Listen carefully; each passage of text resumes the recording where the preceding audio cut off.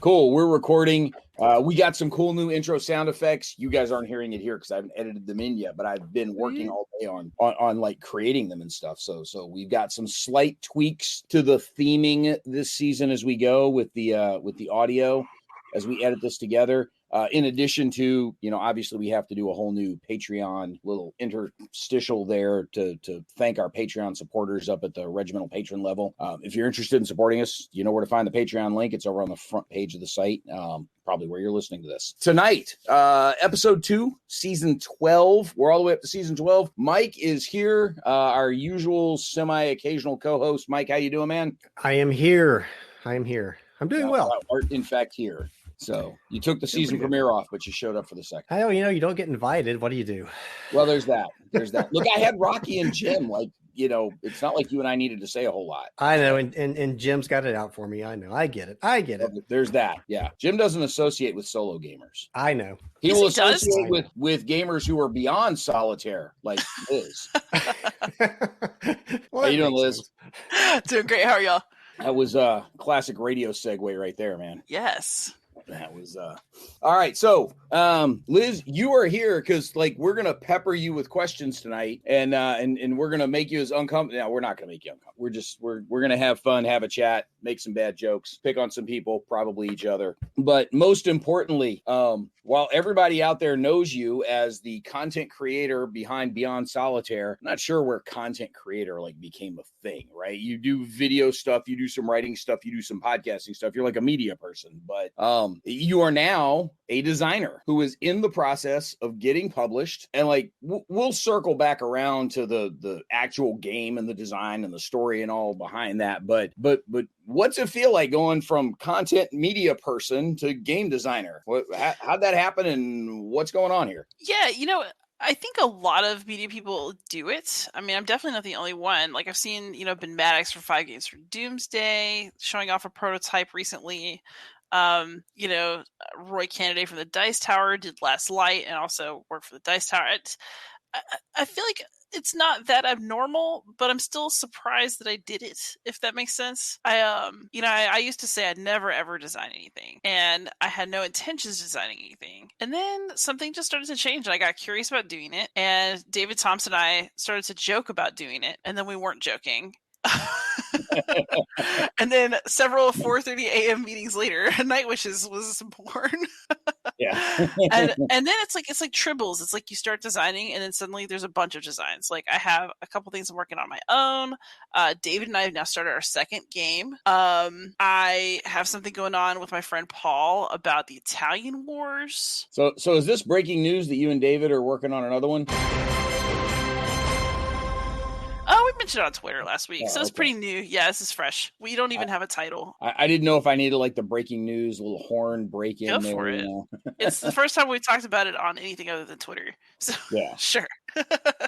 So wait, is this the original David Thompson, or is this one of the many clones that he has to have to keep up the rate of production of his game designs? Oh no, this is definitely original David Thompson. The way that he doesn't have to clone himself, it's because he has all these co-designers. So we're all just his partners in crime, and so he can spread himself thinner because we all like working with him. So fair enough. David's a good dude. I like working with Dave. I don't design stuff. I just get him to show up and show off his games. So. David is a fantastic design partner because Night Witches is my first game, and it just sort of like you can have a quarterback in a co-op game or something like that. David is a perfect design partner because the game is truly 50-50. It's a really weird blend of both of us. And I like that a lot about it, actually. It's to the point where there are certain things that I remember here I suggested, but the whole of the game has gotten where you can't pick our sensibilities apart anymore. That's borderline scary. I'm just saying. So you've gone from I don't really consider myself a wargamer to I'm now part of the committee that decides wargame awards, and you've gone from man I'm never going to design anything to hey, check it out. I've got 4 irons in the fire. Yeah, I don't know how this happens to me. I guess it's all just a natural progression.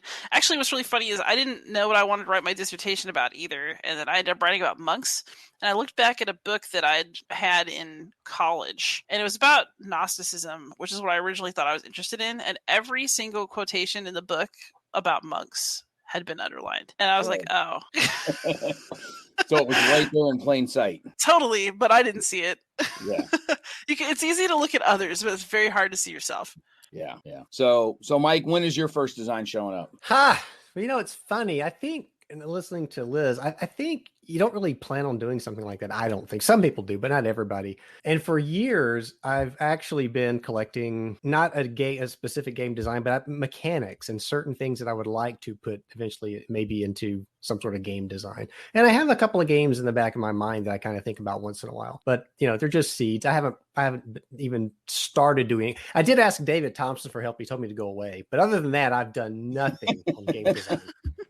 So again, were you talking to the original David, or were you talking to one of the many clones? Because if it was a clone, I could see him telling you to go away. It was 4 of 12 in the clone series, so that could have been it. Well, they just degrade over time. What's that Michael Keaton clone movie? You know what I'm talking about? There we go. Yeah. Oh my God. Multiplicity. I haven't heard that title in decades. You end up with a tie tied around your head, walking around saying, "I like pizza." Yeah, you can't go too far down the line of clones, or else it's not worth it at that point. It's funny because I actually kind of did mine. I was doing design stuff before I actually, got roped into doing content stuff on the wargaming side. I'd done some writing and reviewing in the RPG space back in the 90s. But when I showed up at my first Origins, I was in a vendor booth. I was there selling the original Warfighter games that I developed, and was splitting the space with Neil from S2 Company because he had his soldier chess games that he was there selling. And so the two of us had the booth at Origins in 05. Didn't have a clue what we were doing. Like, we took a total bath on the cost of being there because we were just trying to figure it out as we went. But that's when I first met Jim from wargamer.com, and he got in touch with me about, well, hey, why don't you write the designer's notes for the game? And then it quickly turned into, hey, I got this game. You interested in reviewing? Hey, I've got some more games. You interested in reviewing? Suddenly I'm a staff writer for Wargamer. And they just reel you in. So I went the other way. Yeah. I had the published design first, and then got roped into, covering other stuff. So I kind of did the opposite direction. Oh, that's funny. Actually, Mike, as a solo gamer, I have a theory about solo gamers, but I just want to see if you bear it out, which is that we like to play by ourselves, but we love to talk to other solo gamers about what we played afterwards. And that's why so many of us end up online. Is this true for you as well? Maybe, I don't know. I mean, it's I don't strictly play solitaire games. It's mostly solitaire. But yeah, maybe there is something to that. I mean, somebody was saying something about solitaire gamers and how they don't like to play with other people. And I'm like, look, I go to conventions. I'm out there. Oh, I love to play with other people. It's like, solo gaming doesn't necessarily mean you're playing strictly by yourself. Well, no. So two things. First of all, Mike plays a lot of multiplayer games multi-handed. He's not playing solitaire design games. He's playing them solo. Well, both. I mean, yeah. Yeah, he'll play games multi-handed. The other problem Mike has is, Liz, you and I live in relatively decent-sized metropolitan areas. Mike lives out in East Bug Tussle, right? I mean, that's true. He's got more fish for neighbors than he has people. So that's true. I mean, that sounds really relaxing and delicious. But that's not the only reason I mostly play solitaire. I mean, there's many reasons why you might want to play a solitaire game, and we don't want to derail this podcast. But there's tons of reasons of why you'd want to play solitaire. But I think, I do enjoy talking to other people who do play solitaire. That's true. I would agree with that statement. So at this point, I can sign off and let the two of y'all take over the podcast. This is great. I love it. Or we can ask you questions about your solitaire play, which I don't think we've ever done before. Yeah. Do you ever play solo, Brant? Yeah, actually I do. I play a ton of Civ and some other stuff on the computers, but a lot of what I end up setting up in the office up here ends up being solitaire games, mainly because there's nowhere else for anybody to sit that if I invited them over to play, like I got literally nowhere for them to sit. But I did the big extended AAR on the White Tribe from White Dog Games. I just had the AAR not that long ago on Habsburg Eclipse, the new version that Tabletop Tycoon came out, where, for folks that don't know, Tabletop Tycoon had bought a whole lot of Victory Point Games catalog, as well as the IP rights to the name and the company branding and logo and all that stuff. And they've re-released a couple of those Victory Point games in much snazzier versions. Part of Alan Emmerich's whole shtick with Victory Point Games was that it was a very do-it-yourself, print-on-demand kind of model. I'm not sure if they predate Blue Panther or if they were roughly contemporary, but But it was the same thing. They when you place the orders, when they'd go hit print on the printer and start making copies of what it is you ordered. Well, Tabletop Tycoon has massively upgraded the components on a handful of them. And so there's the 2 States of Siege games for Ottoman Sunset and Habsburg Eclipse, because those are the 2 that you can also link to play one big game out of the whole thing. But they're States of Siege games, so they are inherently solo. And so I got the new copies of those. That we had the unboxings of them back in the fall, and Habsburg Eclipse. They're both good games. I haven't played Ottoman Sunset in probably 8 or 9 years. Habsburg Eclipse I played through twice. Did the one just to make sure I was doing it right, and then the other one for the AAR on the site, and then I'm going to do the same thing with Ottoman Sunset here before too long. So nice. Yeah, But have you played anything that's not designed strictly for Solitaire? Like, would you play something like World at War 85 Solitaire? So I've done some like that, just kind of pushing counters around to make sure that I remember and understand how to do everything. I have a hard time where you can very easily flip the switch in your head to like play the different sides as competently as possible. I find myself picking favorites when I try to do that. And it's not as enjoyable when you realize, oh yeah, those guys are just a bunch of patsies out there to kind of shadow box with you and then fall over. What? You don't think that's fun? Just the easy victory? There are times when like if I'm refamiliarizing myself with some mechanics for something, like I'm prepping for convention games, or I've got to teach something or whatever, or getting ready for our war game days that we have here in town, then that's fine. But like if I'm just trying to if I'm really trying to dig into something and have a good time with it, I don't enjoy it as much when I do it like that. Gotcha. It's just not as much fun. I have found that the bots that they have for 2-player games to be able to play them solo, like the bot for Shores of Tripoli, they're okay, but I still don't like them as much as purpose-designed solitaire games. If that's what I'm trying to play, if I'm trying to play a solitaire game, I want a solitaire game. So interesting. To me, if you play it by yourself, it counts. But I think people who spend a whole lot of time playing games by themselves just kind of adjust to that. Yeah, I'm not saying they don't count. I don't want to, No. I'm not trying to throw shade on folks that have a good time playing multi-handed. Scandal, everyone. Let's just. Really enjoys it. Did you all hear Brant? It's time to. It's just not as much fun for me. So we're playing. I really have a hard time with the card-driven ones where you've got hidden card hands. Like that's, I really. Well, I mean, there's ways around that, but I think it goes back to, why are you playing solitaire? What's your motivation? For me, it's more, I'm looking for 2 things. It's a story, so there's narrative, and I'm also kind of looking for, historical differences in what actually happened. And so when you play it that way, I hear what you're saying with, you don't really want to. You want to be surprised by what the other guy's doing or what's in the other person's hand. But if you're playing it just to see what the historical difference might be if you change the outcome, or if you're creating a narrative story, I think that's where I have more fun playing a multi-handed solitaire game. Does that make sense? No, it totally makes sense.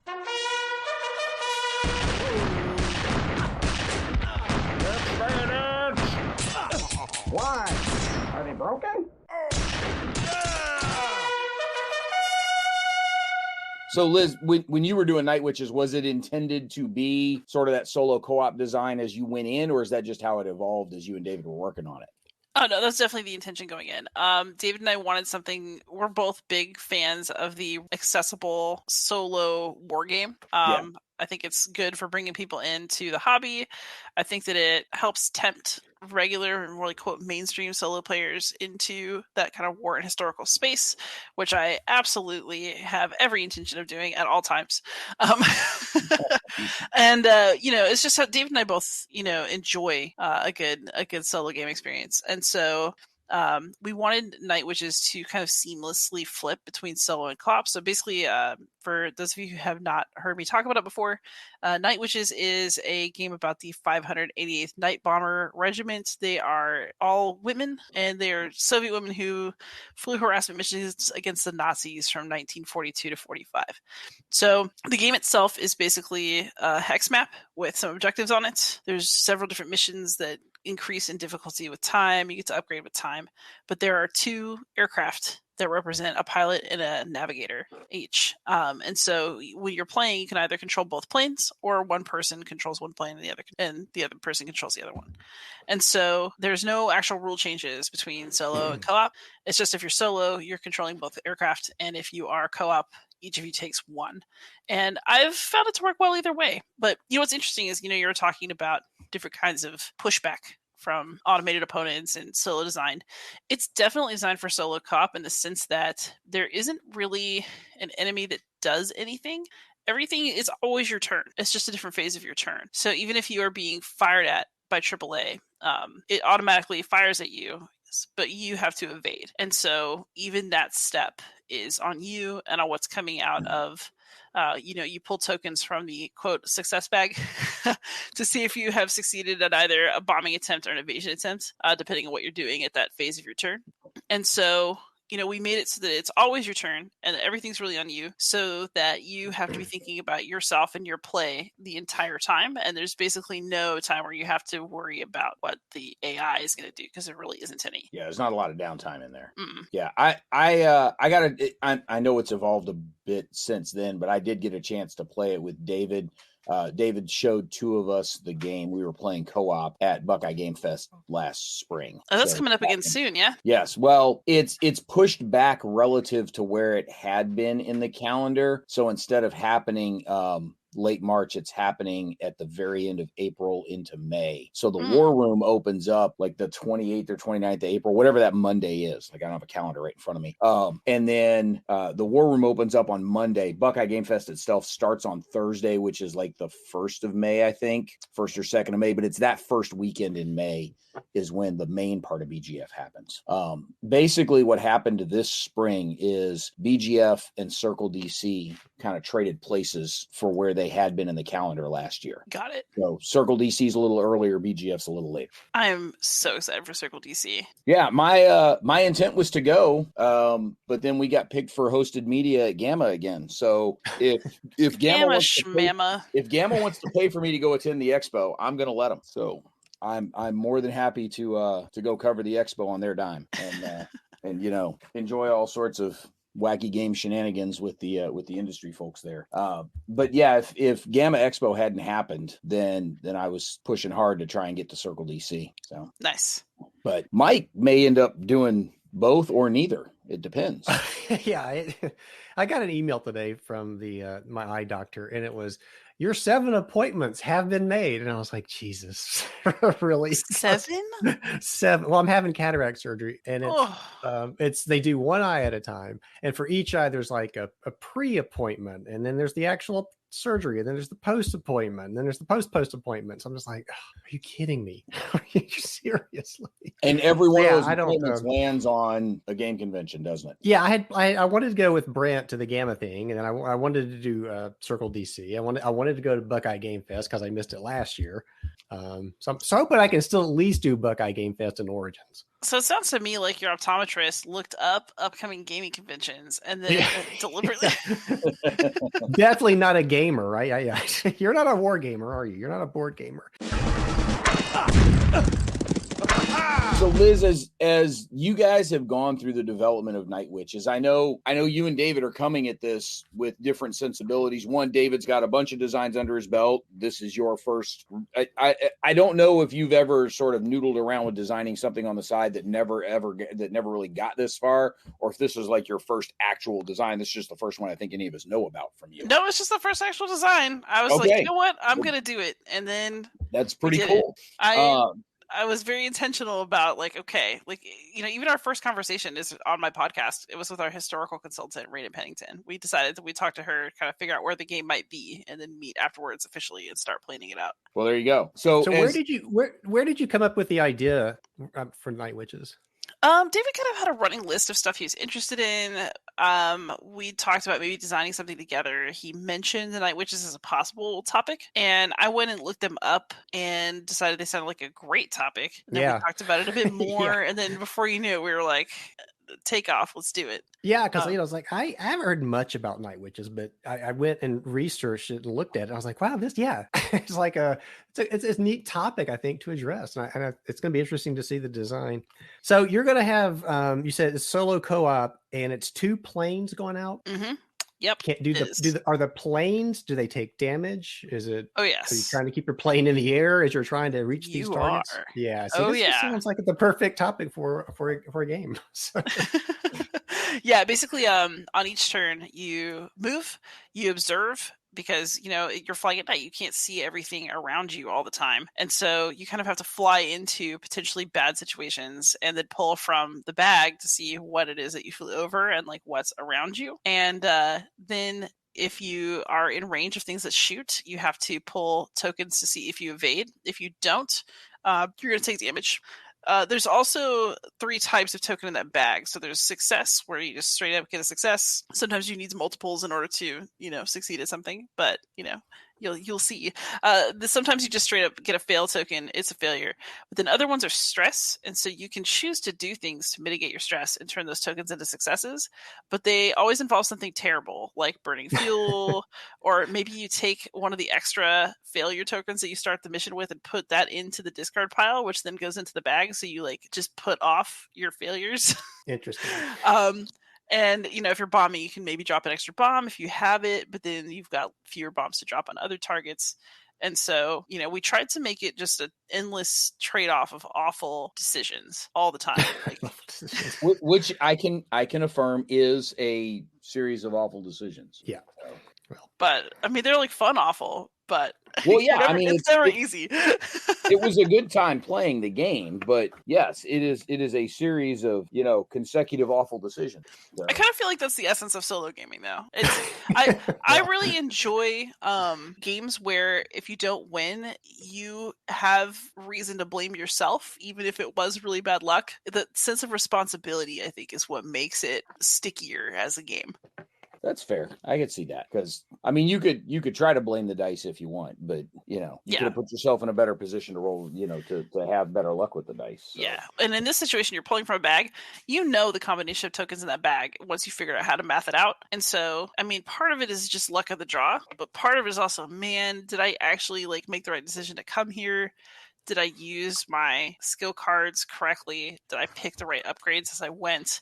There's so many decisions that lead you. I even opened the box to this game, those kinds of things. But I like to blame myself when I don't do well in a solo game because it makes me feel like I have to play it and play better as opposed to just as a dice checker or whatever. Yeah, well, I think that's a tough tightrope for solo designers to walk. And I think there's a couple of different variations on the solo theme, like that States of Siege theme where it's kind of, it's tower defense, right? From any number of kinds of tower defense. Essentially, it's a tower defense thing where you're being pressed on multiple sides and you got to figure out how to allocate your resources. Like that's one way of doing things. One way is that you are just a dice chucker for the AI and it's very procedural and whatever you roll, that's what happens next. And there's some of the air games like that. Some of the naval tower defense style games like the Mike, what's the one with the Navy boats in World War II, like off of Okinawa, trying to keep the Japanese air? Give me a publisher. There's lots of those. Yeah, I'm not remembering well. It's a naval game, so I'm not going to remember it all that well. But there's some of those. There's some that are choose your own adventure games with some dice involved, right? They're very narrative in the way that they're styled, and then there's some where there's a much broader decision space for the player as you're going through. And I think the way you guys have set up Night Witches, there's a lot of decision space in there for you as the map unfolds and reveals itself while you're flying over everything, and then you got to try and figure out how to survive it all. That's the key. I remember we had Amabel on one of the podcasts, and she said the number one thing was, are you making meaningful decisions? So yeah, in a solitaire game, and absolutely, that's what you want to do, right? And this will be the plug that you can revisit that conversation next week on the podcast because she's coming back next week. Oh, really? Yeah. Excellent. Amabel's awesome. And when you started talking about the types of solitaire games, the one that popped in my mind was actually endurance. And that, it's not a States of Siege game, and your decisions are extremely meaningful in that game. The 12th season of Mentions and Dispatches is made possible by all of our Patreon supporters who pledged at the top level. The Armchair Dragoons would like to thank Michael Sonneborg, Fred and his dog, Chet Bell, Hellcat6, Patrick Garrity, Stagger Wing, Kevin Bertram, Mike Quigley, Martok, and Joseph Knoll for their support of the Regiment of Strategy Gaming, which helps us bring you the best strategy gaming articles, events, and this podcast. You can join us as a Patreon supporter at patreon.com/armchairdragoons. Liz, what I was curious about with you and David, like, you know, this being your first real design, but David having done a bunch of different designs in the past, obviously you're both bringing a variety of you know, experience and sensibility to this whole thing. But as you know, as we open up this whole conversation about going from sort of content media person into game design, how much, if at all, did any of that knowledge from the media side of things creep into what you might have been proposing from a game design perspective of, oh, wow, this would be really cool to be able to talk about and explain, or I can't wait for certain reviewers to see this kind of mechanic and see what they think of it, or, you know, holy crap, I hope I don't get torn up by people about the way we're going to approach this thing. Did any of that ever really come into play, and if so, how? Truly, no. I'm not worried about what anybody has to say about the game because I really did it for myself. I'm a solo gamer because I'm selfish. Like, I mean, obviously, I want other people to enjoy Night Witches, right? But Night Witches is a game that I made because I like it. I really like playing it. I still do, even after all this time. Like, I'm ready. You know, we handed it off to the artist, who, by the way, officially, it's Ian O'Toole. I'm so happy. Yeah, I saw the announcement online. Whew, I'm just getting spoiled here, but. But I actually still enjoy demoing Night Witches. We demoed it for SD HisCon's online, like the Winter Quarters Con, like this past weekend. We still had a great time. So I made this game. Yeah, that's because you blew us off for the ACDC. We got David to show up. We couldn't get you to show up. What are you talking about? We was there that Friday. I know, but David would have come back and done the rest of the weekend if you'd been there also. Well, he was allowed, using me as an excuse again. No, I'm kidding. You know, and I think this is true for David too when he makes games. Like, we made a game that we actually really wanted to play and that we still enjoy playing. And yeah, I think that's for me, I think that's really, like, you know, just sort of like the essence of making something that you really care about. You can't be overly concerned with impressing other people. It's just like the clothes that you wear or the thing that you choose to do as your career or any of that. Like, you have to make choices that are for you and they're going to make you happy in order to be satisfied with the end result. So, like, do I hope that people like Night Witches? Yeah, absolutely. I can't wait until I'm scrolling through Instagram and I see like the first picture of somebody playing it in the wild. Like, I might shed a tear or something. Do I intend to read reviews of Night Witches? No. David will, but I won't. I sort of feel like that's the province of the reviewer and like the buyer, and like I want to keep that distance from my own work. I don't like looking at authors getting into it with reviewers on BookTube and on Goodreads, for example. I just think that people are allowed to have their little safe space where they discuss your game without worrying that you're going to show up and be like, excuse me, what did you have to say about my work? Like, no, I'm not going to do that. But I will say that some of my my media experience definitely played in the sense that I've reviewed so many games. I've spent so much time thinking about what I really like, what I don't like, what really kind of gets my engine going. And so that definitely played a role. You know, even though I hadn't designed a game before, I had a really strong set of ideas about what I do and do not like and what I do and do not want players to experience in the game. And it made it a lot easier to have opinions about decision points as we came to them in the design. I'm just envisioning you as Matt Dillon in Singles, you know, with flipping through the review of, okay, I only want to hear the good stuff. And you know, flipping through like 4 pages to get to the very, you know, the last sentence of the review, and he was capably backed up by his band, you know. No, I actually think of it more as, so, you know, I'm sure I've talked about this on here before. I always do. Like, you know, I studied ancient Christianity in grad school, and one of my favorite monk stories, and like, I'll never be this, but I think monks are fascinating because I'll never be this aesthetically perfect. However, there's a really great story where a monk asks his teacher, like, basically, how do I become better? How do I, you know, achieve piety? And the teacher tells him to go to the graveyard and spend the whole day insulting the dead. Just like talking a bunch of shit to a bunch of graves, you know, and like yelling at him, cursing him, saying the worst stuff. And he comes back and he's like, okay, I did it. And the monk is like, great. Go out tomorrow and then praise them. And so he goes back to the graveyard and he spends the whole day like praising the dead and telling them how wonderful they are and how well remembered they are. And he goes back and the master's like, okay, so what did the dead do when you insulted them? And he's like, well, nothing. What do they do when you praise them? Nothing. Exactly. That's how a monk should be. I think that I'll never be, pure in that respect. I don't think anybody really is, but I do think there's some wisdom in that, right? That if I made something that I stand by and that I'm proud of, and that, I did it with David and we did it in a partnership that we're proud of, then I'm not too worried about it. Like I said what I said and he said what he said and, we did it together. I think there's a ton of wisdom in that story, and I can't imagine myself ever behaving in that way. So, what, you don't just go to graveyards and talk to? No, I can't imagine myself reacting the way the dead did. So, yeah, right. I am a very reactive person about things. So I know that about myself, and I can kind of live with it. So, I mean, I sort of have to, really, but yeah. I mean, there's wisdom in that too, though. Like, if you have to know yourself, right? And I also know that I do think that reading reviews, wondering if they would be good or bad, would stress me out, even if they were really positive. And I could spend all of that time and mental energy on my next game. Yeah, I think you're just a better person than I am. I mean, I get that that's really a low bar to clear. Like, I'm totally on board with that as a reality. But yeah, you're just a better person than I am. I don't know about that. You've mentioned, sort of, I'm absolutely going to avoid the reviews, and like, you don't want to be involved in people's reaction to your game. Cause like you said, like it's your game. You designed it for you. You're worried about your reaction to your game. But how much of that, if any of it, was also colored by other people's behavior you've seen online around people's reactions to reviews of their games? Oh, probably a lot of it. Honestly, I will say it is a personal dislike of mine when designers get overly involved in discussing their work with critics of their games. It's something that I guess I just feel like once you release something out into the world, it is the right of the people who interact with your stuff to comment on it.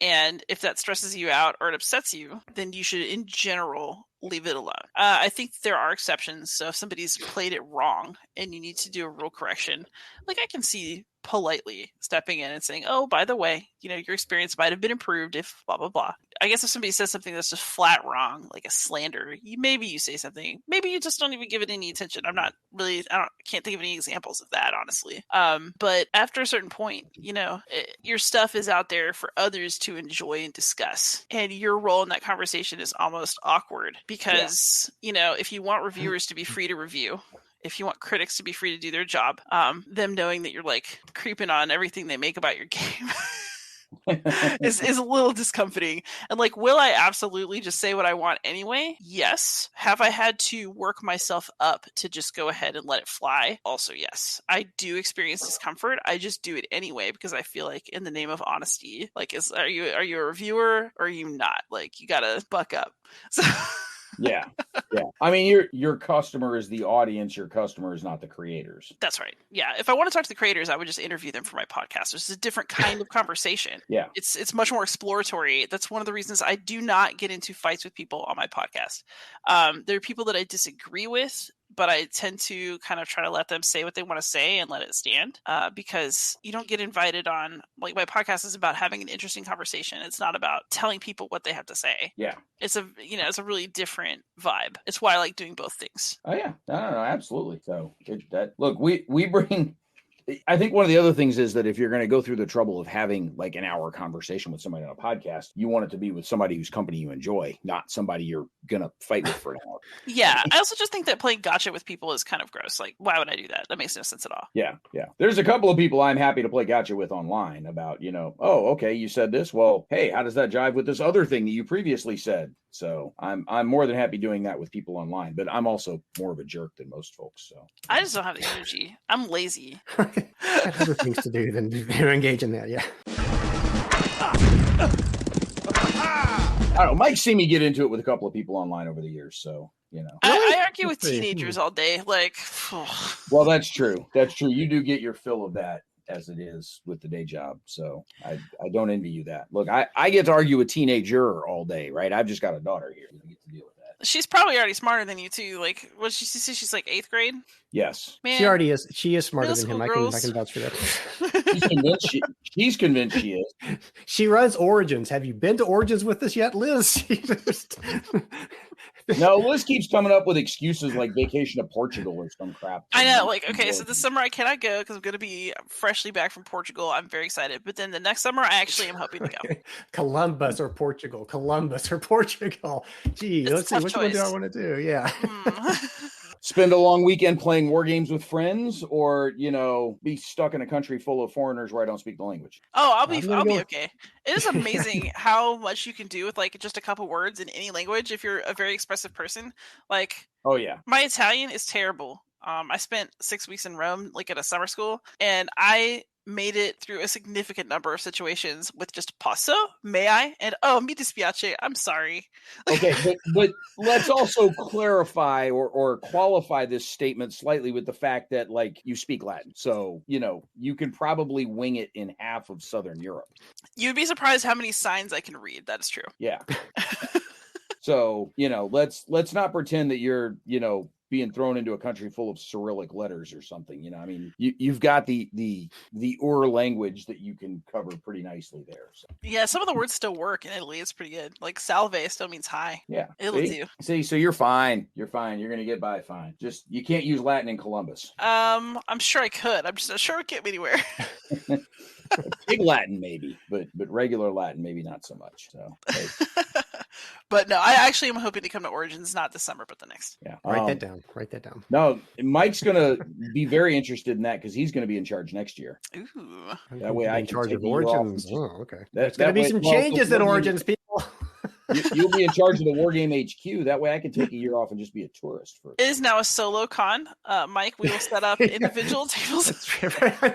Everybody makes fun of a solo con. We should hold a solo convention. I still think we should. Yeah, you can even just do it digitally where everybody like plays and then you have little coffee breaks or something. It'd be fun. Yeah. And everybody would talk, like you said before. Everybody would get together and talk and exchange ideas and have a great time. Exactly. Instead of a co-working space for people with home offices, be a co-playing space. Yeah, it'd be fun, actually. Yeah. Actually, one of the best things about my job right now is that my new neighbor who started this year is also a solo gamer and like hardcore. And so it's really nice to be able to just poke my head next door and talk about whatever we're playing because he absolutely knows what I'm talking about. And it's really, really nice. By your neighbor, you're talking about your neighbor in my the classroom. I literally Okay. have an adjoining classroom with somebody else. And so it was another friend last year, but she switched to the English as a second language department. So we hired somebody new for Latin. And so now my neighbor is my friend Andrew, who actually I had met him on BGG in the one-player forums before he ever applied to work where I am now. And so like we share both major parts of our lives. It's like really fun. Huh. Interesting crossover there. Actually, teacher gamers are really common, and Latin teachers especially do like to game. It is very, very normal to find Latin teachers who like board games. Yeah, teacher gamers I'm not surprised by, but you're like the only Latin teacher I know. But if you came to visit my school, you'd meet 5 people in one day, including me. I'm going to be in Portugal that week.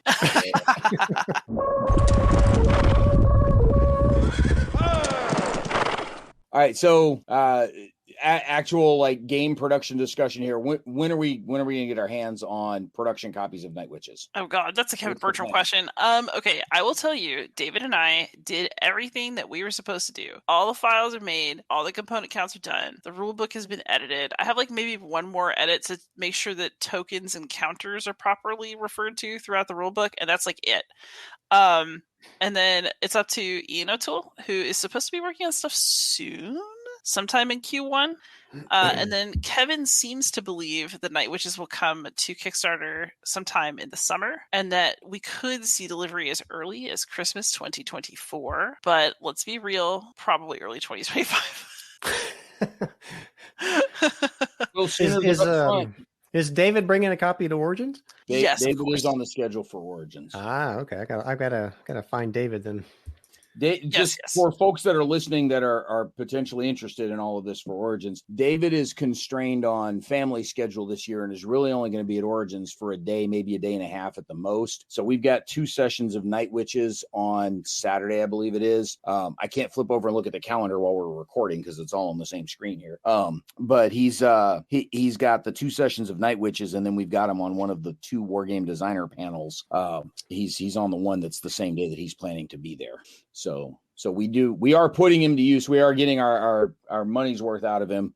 Since we're not paying him anything, we are getting our money's worth out of him for the day that he's going to be there. But he is right now planning on only being there for the one day. So and so Liz, if you could let David know, and I told Herman Lutman the same thing when he came to the Armchair Dragoons convention last October.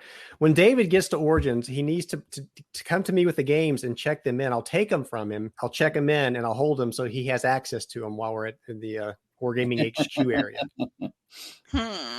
This sounds like a ploy. Oh, no. It's quite serious.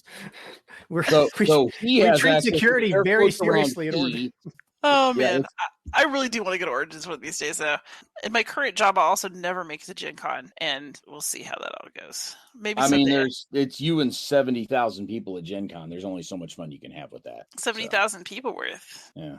No, actually, I prefer smaller cons. I'm really looking forward to Circle DC because it's so small. It's much more friendly, I think. Mike, this is the part where you pitch Armchair Dragoons Fall Assembly. I was sitting here thinking that was really small, and that was a lot of fun. Yeah. So we're going to be a little bigger this year. We're going to have a little bigger space this year. And I understand that the first part, if you go to the Wargame part of Buckeye Game Fest, that's pretty small also, right? Yeah, because so BGF, for those that are familiar with Origins, it takes place down in the conference rooms that are next to the food court, where it's a bunch of RPG stuff that takes place there at Origins. For other conventions that people might be aware of, MarCon, it is usually mid to late May in Columbus. That's the Multiple Alternative Realities Convention, so it's a big sci-fi and literature convention. It's the same space where MarCon takes place as well. One of those rooms is the war room where guys will set up a couple of monster games and play all week. So they'll have a Labatt game going or an OCS game or something. So last year they had 2 Labatt games going side by side using 2 different Labatt rule sets, which is always fun, right? Let's get together and play a Labatt game. Fine. Which rules? Because there's different ones. And then the Players Aid guys kind of took over one end of the building there and had they had one of the big continent-wide ETO World War II games going. It wasn't Downfall because that wasn't out yet, but I don't remember which one it was. They had a Nations and Cannons RPG session. They had a game of The Thing, based on the movie. They had, I want to say they had a Successors game. One night they had like 4 coin games going at once. So they do a whole bunch of different stuff. But the War Room opens early. That opens on Monday, where the rest of the convention doesn't open until Thursday evening. And then for the rest of the convention, there's one bigger game room that is pretty big. I mean, it holds 250 people pretty easily. They'll have one room that's just the Cabs library, which is the same library you get at Origins. If you go look up the Buckeye Game Fest articles on our site, they're linked down below this podcast episode. You can see the library room. I always have to take that photo as a panoramic to get the entire library in the photo. And they'll have a room set aside for some RPG stuff, and they usually have the Mike, what's the spaceship simulator? Artemis Bridge Simulator is usually set up in a room also, so you can go in and live out your Star Trek fantasies there. So they keep pretty my busy. boyfriend would love that. Yeah. What's cool about the Artemis Spaceship Bridge Simulator is they've got it set up to where you can play 5 or maybe 6 per side, and the guy's got 2 setups, so he can either play everybody on one side against an AI, or if you've got enough people, you can play head to head, which is kind of cool. And I don't know if they've got it set up to where you could do co-op and like 2 crews both on the same side. I don't know that anybody's ever tried. I think people just want to shoot at each other. I'll ask him, Liz. So, Brant, can you do it solitaire? Can I the Artemis, if there's an AI, then yeah.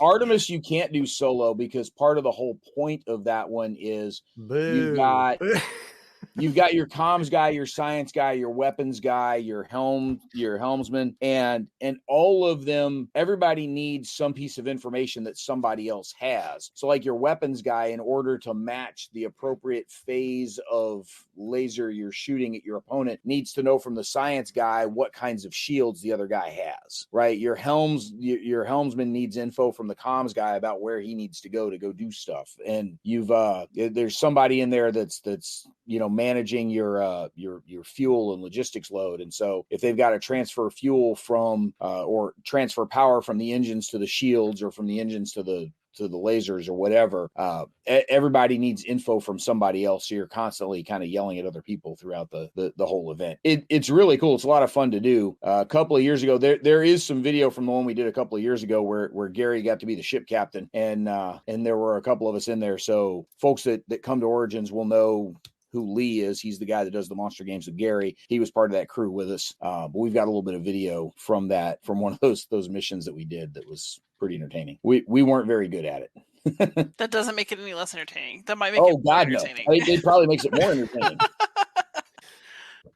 But fantastic. The big thing with the Artemis room at BGF, it's free. Like, you just go get in line, and as long as there's seats available, they'll keep filling the seats in the room. At Origins, it's like an extra $10 per run to go through those things. So if you come to BGF, you can do it cheap. So. Well, I'm open to go to Buckeye Game Fest. Like I said, I want to get to that first part of it, where it's just the smaller wargaming area. And actually, I'm scheduled to run something for Buckeye Game Fest in the early part. So if you do happen to go, I don't know yet, but if you do happen to go, to find me, just walk past the 3 players aid guys tables, walk past Gary Ardwolf's lair. He'll have 2 tables. Go down the hall in the back corner, and my own worst enemy will be back there with the car table, and I'll be running something. I don't know what yet. Well, if you walk past the players aid guys, you're going to bump into a wall, because they always get across the back wall of the room and just sort of stay back there. I'll be behind that wall. They'll have me in a closet somewhere, I'm sure.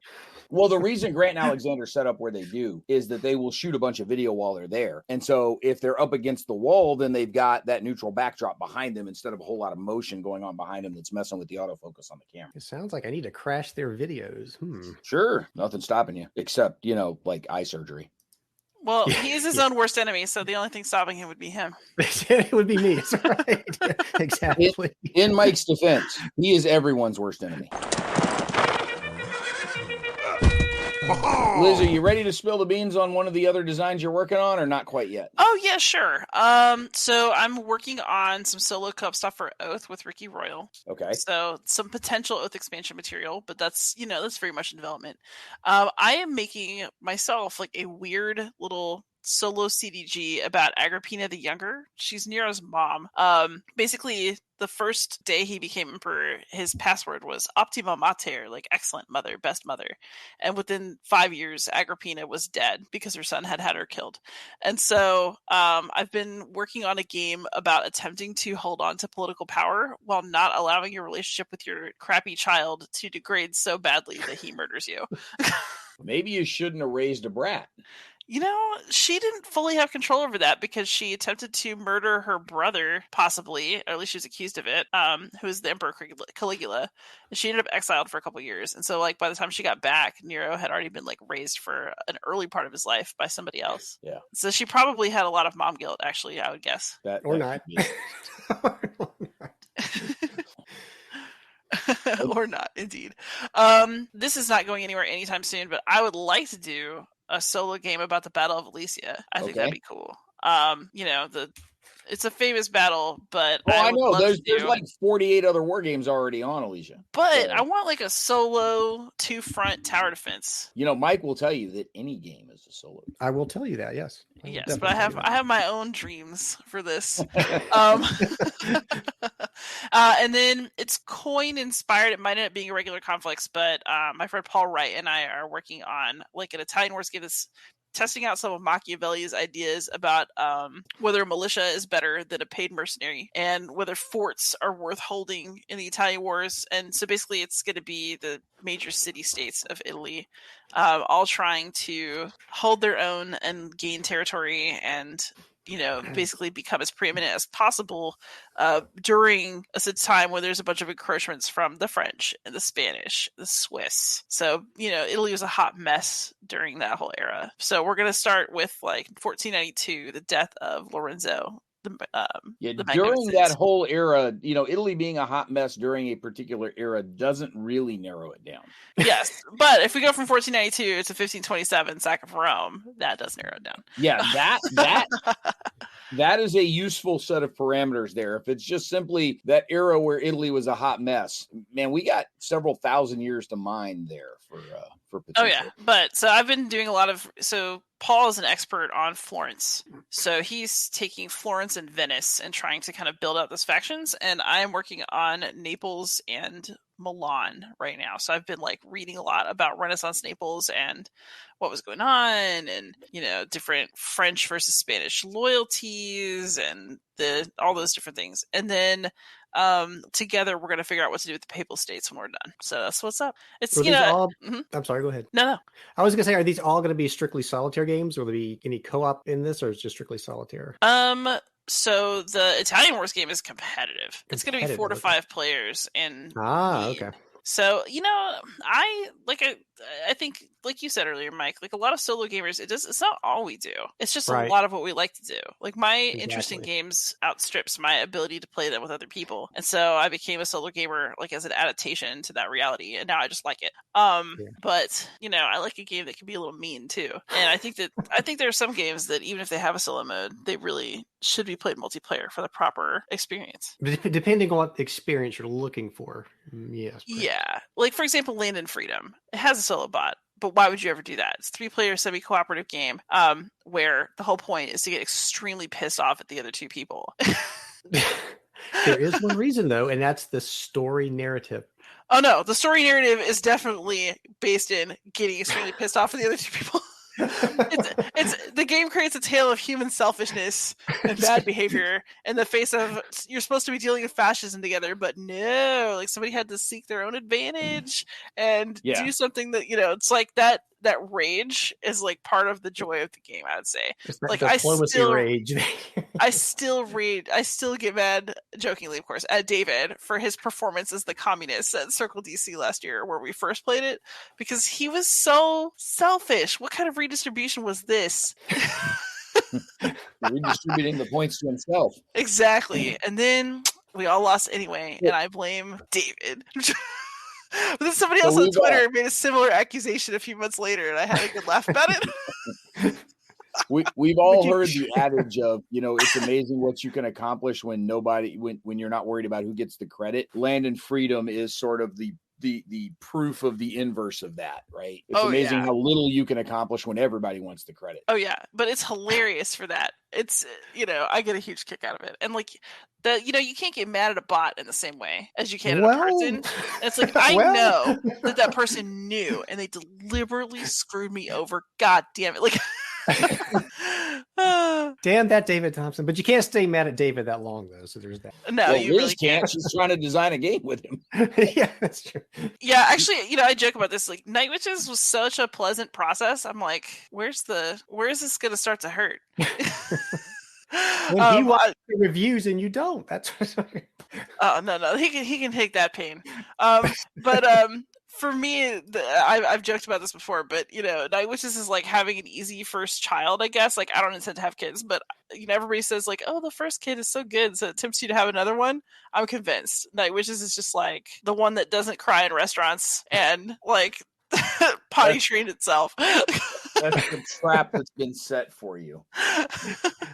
Yes, the snare has been laid. Oh yes. But honestly, I've really, really enjoyed kind of changing my relationship to board games over the last couple of years. So it's not just design. I've also started doing editing work.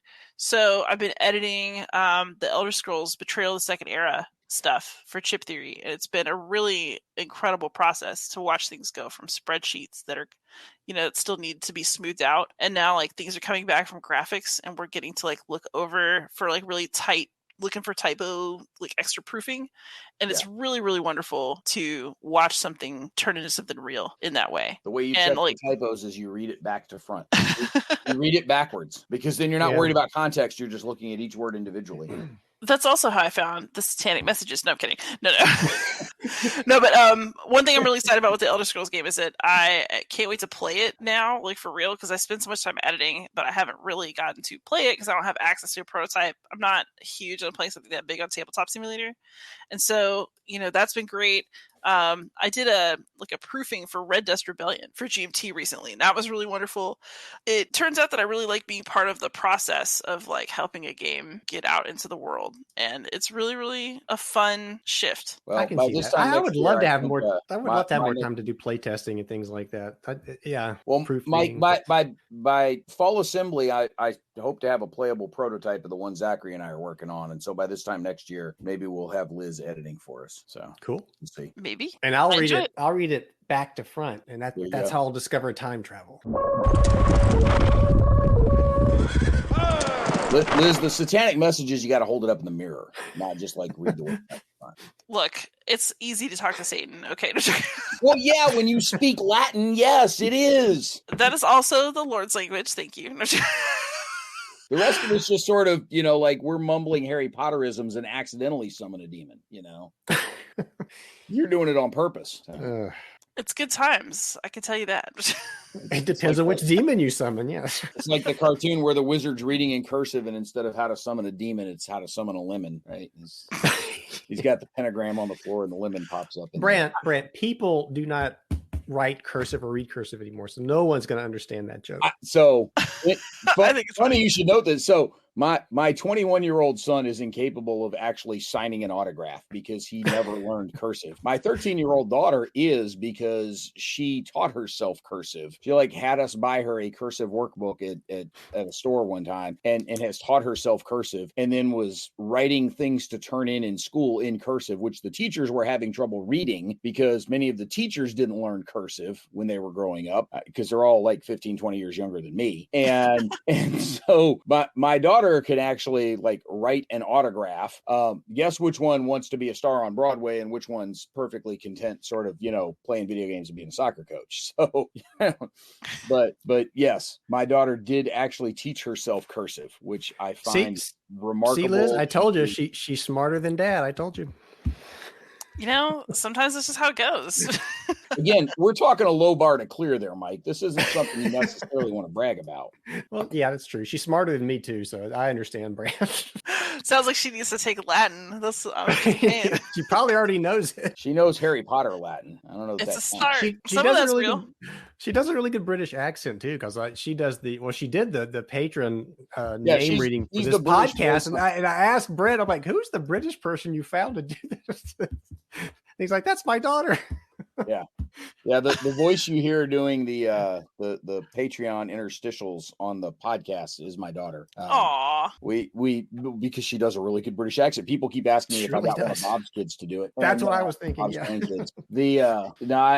She had said she wanted to change up the voice for this year. We have not actually recorded the Patreon drop as we are recording this episode of the podcast. So the rest of the world's already heard it once on the season premiere, which I'm still finishing editing now, and we'll have heard it on this episode of the podcast. But as we are recording this, I have not yet heard which voice she intends to do for this. So, that's funny. So it'll be a surprise for me as we are recording this, but it won't be a surprise by the time this gets released. Yeah. So do y'all take breaks between seasons too? Season 8 for my podcast just launched today. So he never gives us breaks. What are you talking about? Yeah, so we run a spring season and a fall season. This is the spring season, and we'll take a break over the summer because of conventions and travel and everything else, and we'll take a break over the holidays because it's just too much of a headache to get everybody together for that. The holiday break is shorter than the summer break, but we end up roughly doing 24 to 26 episodes per year. So about it averages out to one every other week, but we cluster them into those two seasons where we're going weekly. We've had fairly regular for a couple of years. We did a summer special one like every year for 3 straight years or so. I say every year for 3 straight years. I mean, we're only 5 years old, so it's not like we've been doing this, for the Dragoons for that long. But we did get some summer special ones in there based on some particular things that happened to be going on at the time. That we recorded some special episodes for those. We did not do one this past year because we were busy doing a solo wargaming survey. Hey, that was a fun survey. We should do it again. We should. So my hope is that we've got that like ready to go a little sooner this summer so that we'd be talking about it at Origins. So. Yeah, well, now that we've laid the groundwork, I feel like Yes. that would actually be very doable. We had a system that worked. Yes. Yeah, it did. For our purposes anyway. And I'm actually really curious. I feel like a lot of people learned about the survey like as they saw us reporting about it. So I expect our results to be more robust next year and maybe a bit different depending on which populations decide to really get in there. Yeah. And the new hotness falling, out of favor and other new hotness appearing. Yeah. Yeah. Oh, yeah. Cool. Well, we're a little over an hour as we are recording this. By the time we edit out all of me saying and then Liz giggling, we'll probably be down to about 38 minutes or so. No, I'm kidding. But yes, Somebody's are gonna over laugh at your hours jokes, we're all right? recording this. It'll be a little less by the time I finish editing. But we're getting dangerously close to Liz's bedtime, and I'm gonna head back into the house and go hang out with my wife. So Mike, And you're past my probably has bedtime. a pipe to repair. Oh, yeah, somewhere. we're past mine too. Mine was 20 minutes ago. So, audience, thank you for joining us for episode 2 here on season 12. Mike, thank you for finally attending to your co-hostly duties. You'll be back plenty this season because we've got a whole bunch of different stuff lined up, including we're going to go not live, but we're going to record whoever we can flag down at Gamma Expo. If you could make it, you could join those because I'm just going to like walk around and flag down random industry people and get them on, get them on the recording there. I'm gonna miss all that. I won't be able to see him anyway. So yeah, well, there's that. You don't need to see him to talk to him. We That's got true. cameras off. We're fine. So, Liz, thank you for squeezing us into the schedule here. We really appreciate it, and hoping for the best for Night Witches, and that by the, we'll have you on a show again before Night Witches shows up. But it'd be nice to, shove it under some people's Christmas trees this year if we could do it. Let us hope. And yeah, thanks for having me on. It's always fun to just hang out with y'all. I appreciate it. Yeah, just yell at Kevin to get Night Witches printed faster. yeah, faster. Because that works. Well, yeah. He's, Well, I'm I'm just waiting for the glow up right now. Enotul can take his time. I just can't wait to see. It's like we packed the kid off to boarding school or something, and they're gonna just come back having glowed up. we shall see. We shall see. All right. Audience, have a beautiful evening. Thanks for joining us, and we'll catch you next time on another episode of Mention and Dispatches.